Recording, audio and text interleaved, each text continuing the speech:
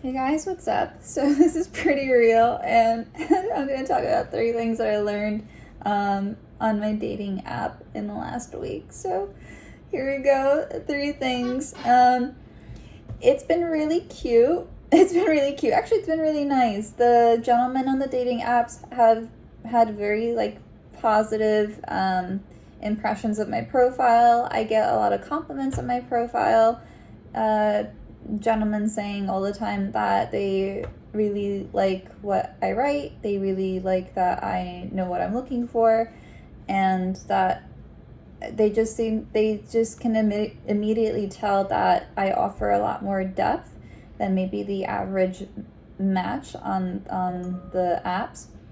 But I don't know. I don't know what other females are doing on their profiles. I'm just being myself. And if there is any strategy to what I do on my profile, it's actually to be very clear and transparent. I'm not trying to find any particular guy.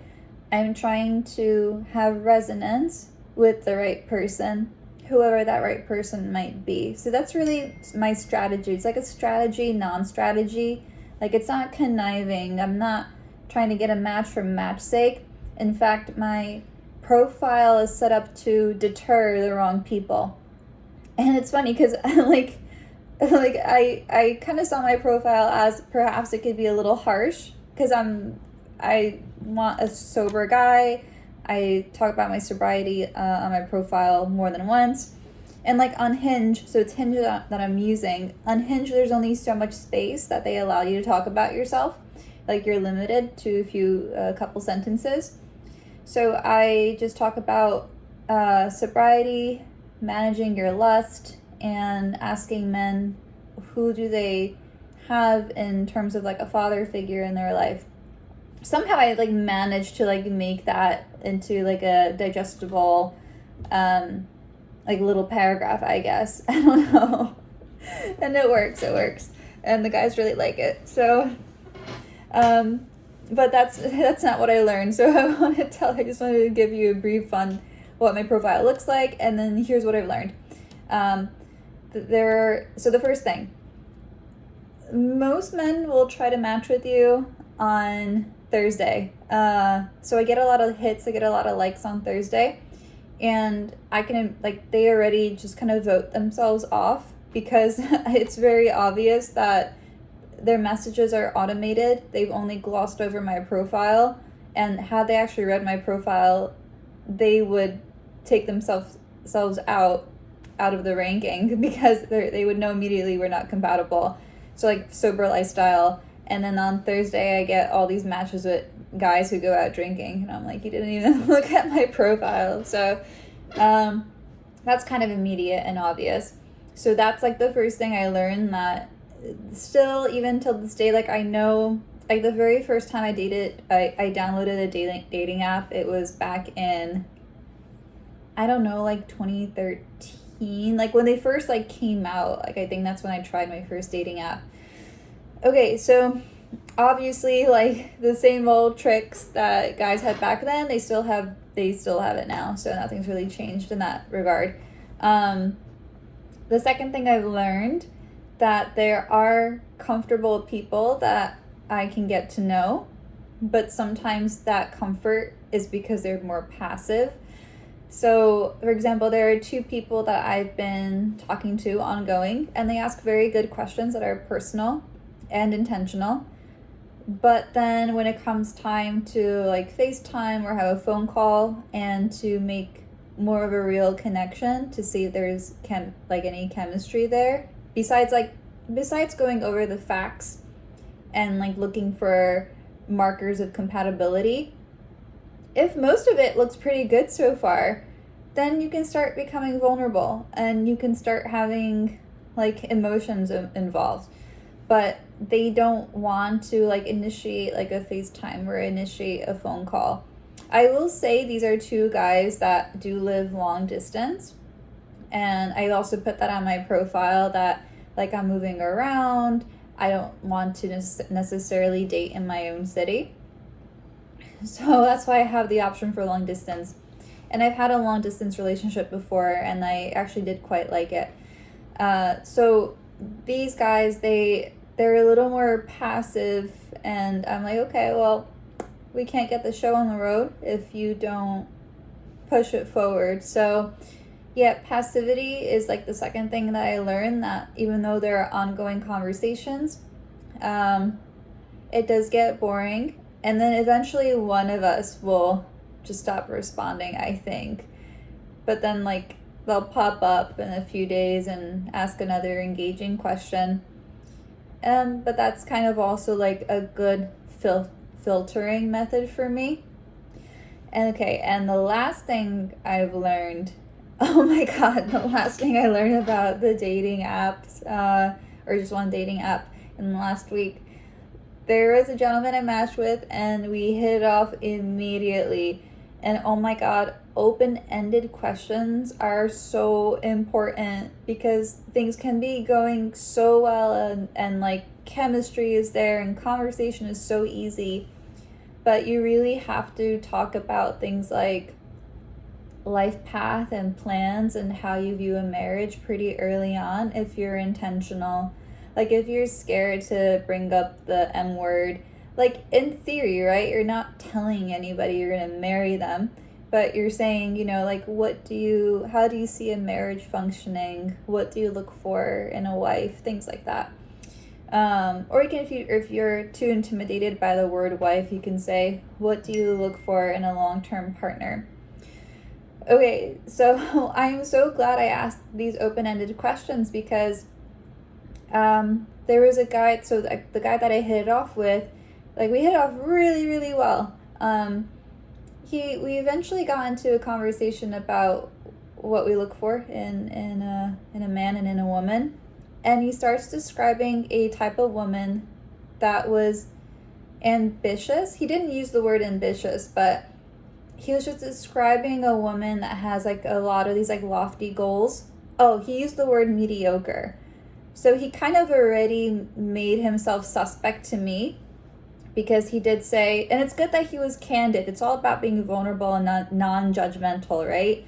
So in his words, he said that he doesn't like mediocrity, and that's a kind of a problem he's had in the past. He's more or less trying to say that he's been bored before, and he really wants someone that has like these big goals. And I was like, okay. And since I myself have been there, done that, I've had my chapter of big goals, I've had my chapter of chasing a career, and I've really established truly what I want now at this age, where I really need to find a home base. And for me, connection, relationship skills, emotional intelligence, these are so much more valuable to me than the career. In fact, a career will work itself out, and a career may be more driven and more purposeful if you're aligned with the right people as well. But in general, like a career for me has never been like a strong suit. I've always had jobs, so I was really open and honest about that. That, you know, like a vocation is really nice. I'm still finding my way for a vocation, but I don't have that kind of ambition or lofty goals, because I've had them, I've achieved them, and then more important things came up in my life. So my pleasures are more simple.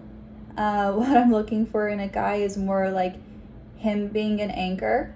It's great if he has goals, it's great if he's ambitious, but like the more he knows himself and is stable, that's the best part for me, you know? Like I've been with different guys who have different tax brackets, let's put it that way. And yeah, I just found what's really, really important to me. So I didn't go into all that detail, but I could already tell, you know, that we might be incompatible here. So I told him, I think we found our first incompatibility. I'm not ambitious in the way that you describe. And I'm not industrious either. And I left it at that. And then he was like, okay, I agree, then we're probably not compatible.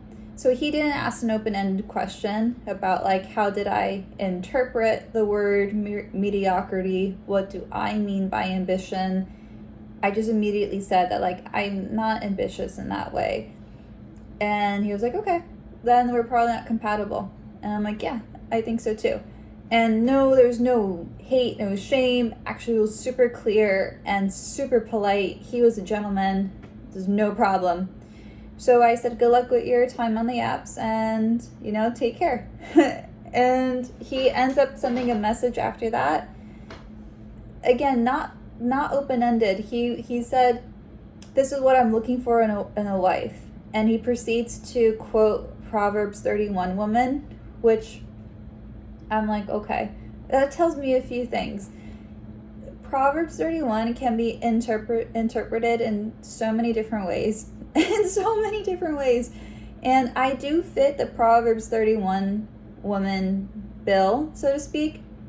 But I didn't want to tell him that. I didn't want to reveal that actually I fit a lot of that, just probably not in the flavor that he's looking for. If like high goals, high ambition, like a rah energy is his thing, it's not me. But yeah, so I was fine with that. Like, instead of asking me a question, he just says, this is what I'm looking for in a wife. And I think he wanted me to respond on whether or not I think I fit the bill.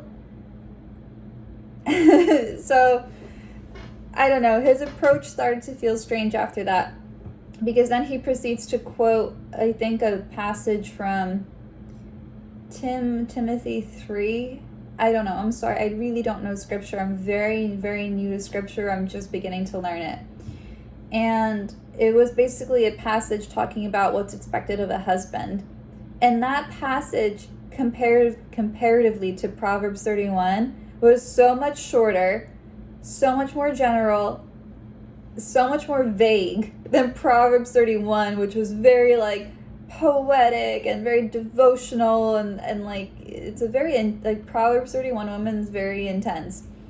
And I'm like, okay, so the way a husband in that passage that you chose stacking up to the Proverbs 31 wife,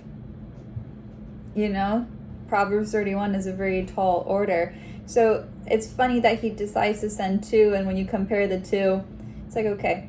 So I just kind of immediately knew, and I didn't really want to I didn't want to engage further because he didn't want to engage further. It kind of, you already feel there's incompatibility there. So I was like, okay, that's totally fine. Thank you for sending Proverbs 31. This is a very famous piece of scripture. I know it well. I probably don't fit the description to the way that you understand it. And then finally it was like, okay. Then he didn't write back. He just said, okay, thank you for being genuine. And that's it. Good luck. And that was that. So, interesting interaction, and I'm really happy I had it. And it was actually a very nice guy. And yeah, I have no regrets. I was not even disappointed. That was the whole point of having these kind of chats. And it was a nice energy exchange. He was a very warm person. So I'm just really happy with the way I've been going about the dating apps. I might not stay with them for too much longer because, I don't know, I think at some point it'll just be better and work more organically. Once I get my energy back, I get out of my depressive season, and I just go out and I do things. and I go out and have fun and enjoy life. So that's the 3 things I learned this week from being on dating apps. And I hope this information was helpful and insightful. I don't think it has to be dreadful. I think if you know how to use apps to your benefit and to your best interest, and you control the app doesn't control you, then the experiences on it can be way more positive. And if I would say for anybody who's finding that the dating apps are dreadful and you kind of have like dating app hangover, take a break and just go for a walk in the park. I don't know. Be Be mediocre. That's all I got for you. I'll see you later.